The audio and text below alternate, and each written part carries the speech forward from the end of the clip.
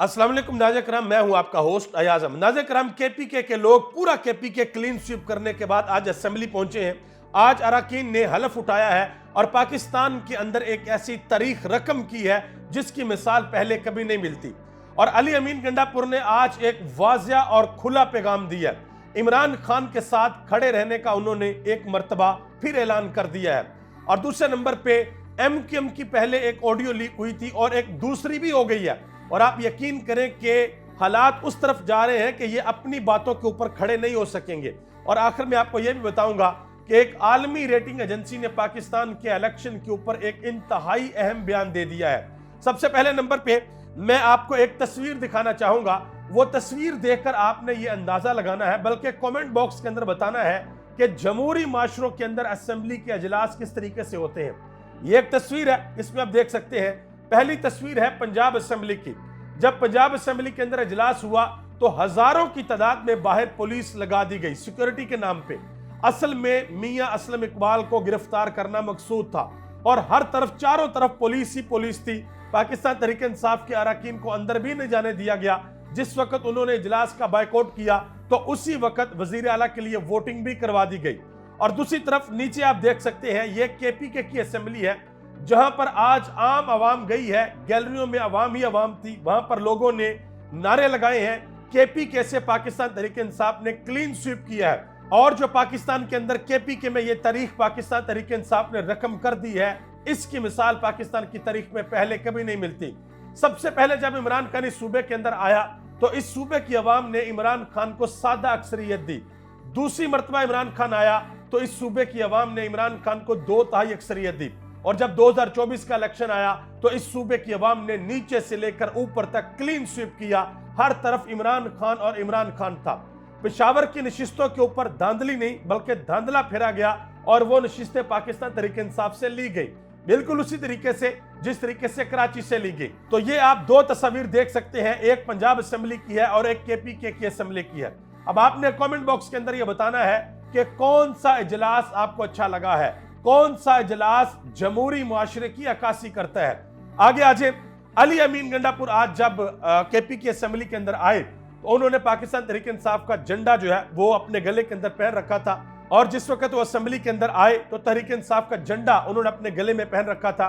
इमरान खान की तस्वीर उन्होंने हाथ के अंदर उठा रखी थी, जो कि वाज़िया पैगाम था कि अली अमीन गंडापुर इमरान खान के साथ खड़ा था, इमरान खान के साथ खड़ा है और इमरान खान के साथ खड़ा रहेगा।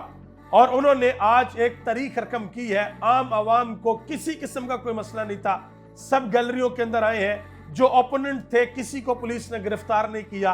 पुलिस की बहुत ज्यादा भारी नफरी बाहर मौजूद नहीं थी। किसी को गिरफ्तार करने का किसी किस्म का कोई इरादा नहीं था। अरकान आराम से आए हैं और उन्होंने हलफ उठाया है। अब कल स्पीकर और डिप्टी स्पीकर के ओहदे का इंतखाब होगा, उसके बाद फिर वजीर आला के लिए वोटिंग होगी, वजीर आला को मुंतखब किया जाएगा। और पाकिस्तान तहरीक इंसाफ की तरफ से नामजद वजीर आला अली अमीन गंडापुर है, जो कि बिल्कुल बड़े आराम से ये इलेक्शन यानी कि वजीर आला बन जाएंगे, जीत जाएंगे। अब आगे आ जाए जो इससे भी बड़ी खबर है। वो बड़ी खबर यह है कि मुस्तफा कमाल MQM के रहनुमा है, उनकी एक ऑडियो लीक होती है और कुछ देर बाद वो टीवी के ऊपर आकर ये कह देते हैं, अपना वीडियो पैगाम जारी कर देते हैं कि जी वो ऑडियो असली है और मेरी ही है। उस ऑडियो के अंदर वो कह रहे होते हैं कि जिस वक्त हमारी पीपल्स पार्टी के साथ बात हुई तो पीपल्स पार्टी ने हमें यह बताया कि नून लीग और पीपल्स पार्टी के आपस के इजलास के अंदर यह बात नून लीग ने सामने रखी कि MQM का जो मैंडेट है वो जाली है, 100% जाली है।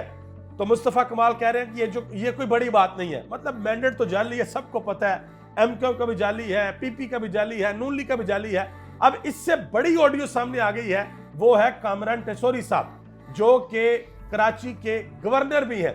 उन्होंने क्या बात की? उन्होंने बात यह की है कि अगर हमारा मैंडेट जो है वो 100% जाली है तो दूसरों का 200% जाली है।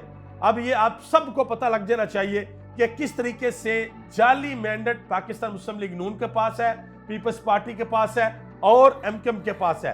कराची की जो नशिस्तें हैं, 16-17 जो नशिस्तें हैं, वो किसी को अभी तक समझ नहीं आ रही कि वहां पे 12 लाख वोट पाकिस्तान तहरीक इंसाफ को पड़ा है और तकरीबन 70 से 80 हजार वोट MQM को पड़ा है फॉर्म 45 के अकॉर्डिंगली। लेकिन जीत कौन गया? जीत गई MQM और पाकिस्तान तहरीक इंसाफ के लोग हार गए। तो ये मामला जब आगे जाएंगे तो आगे जाके इन मामलात के अंदर सारे के सारे फंसेंगे, क्योंकि एक छत जो है वो अगर रेत की दीवारों के ऊपर खड़ी कर दी जाए तो हल्का सा हवा का झोंका आता है और वो छत धड़म करके नीचे गिरती है, वो छत खड़ी नहीं रह सकती। अब मैं यहां पर एक और बड़ी अहम चीज आपको बताता हूं।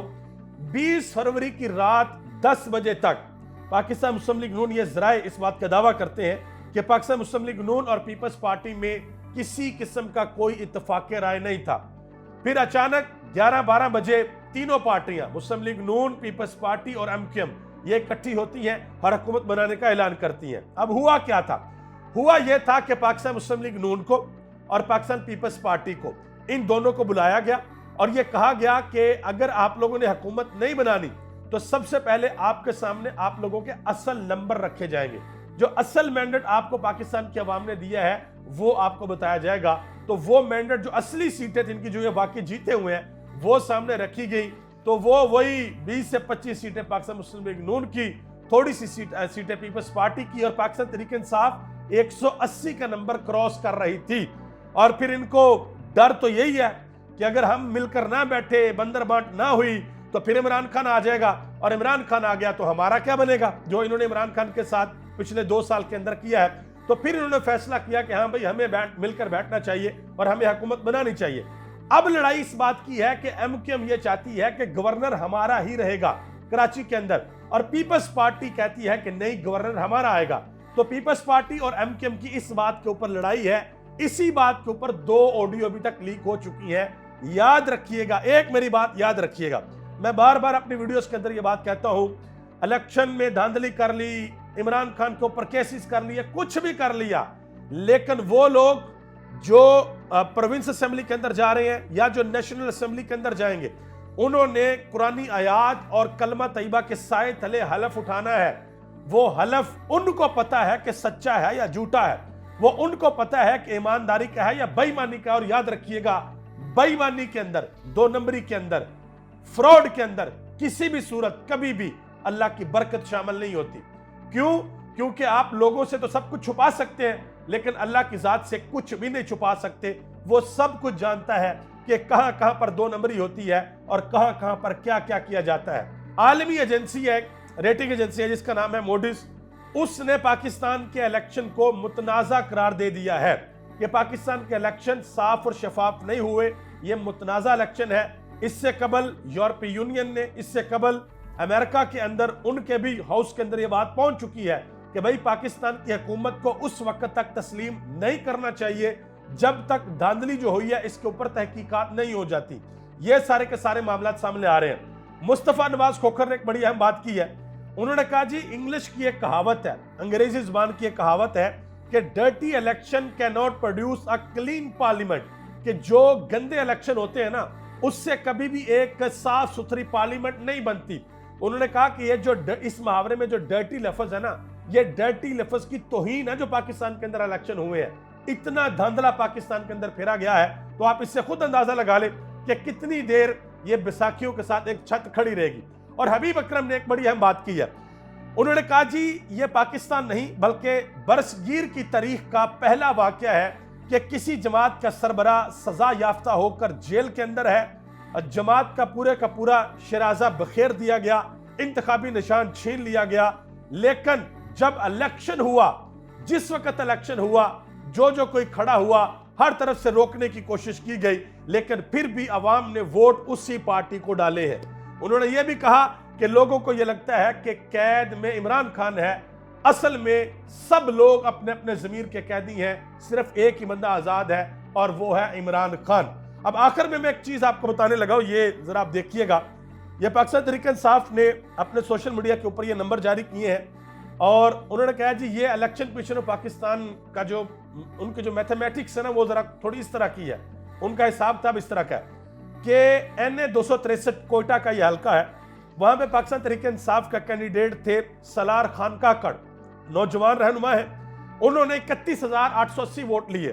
फिर दूसरे बंदे ने 13,000, फिर उसके बाद 8,000, 8,000, 7,000, 5,000, 5,000, और सबसे आखिरी नंबर पे नून लीग का बंदा था जिसने 4,213 वोट लिए। तो पहले नंबर वाला भी हार गया, दूसरा, तीसरा, चौथा, पांचवा, छठा, सातवां भी हार गया। 8वें नंबर वाला बंदा फॉर्म 47 के ऊपर जीत गया। ये पाकिस्तान के अंदर इलेक्शन हुए हैं जिसको दुनिया कह रही है कि ये मुतनाज़ा तरीन इलेक्शन है पाकिस्तान के अंदर। अब दुआ करें अल्लाह ताला इस मुल्क पाकिस्तान पर अपना खास फजल और करम फरमाए, और वो लोग जो साहब फैसला लोग हैं अल्लाह उनको हिकमत से और अक्ल सलीम से काम करने की तौफीक अनायत फरमाए, फैसला लेने की तौफीक अनायत फरमाए। आप सबका बहुत बहुत शुक्रिया।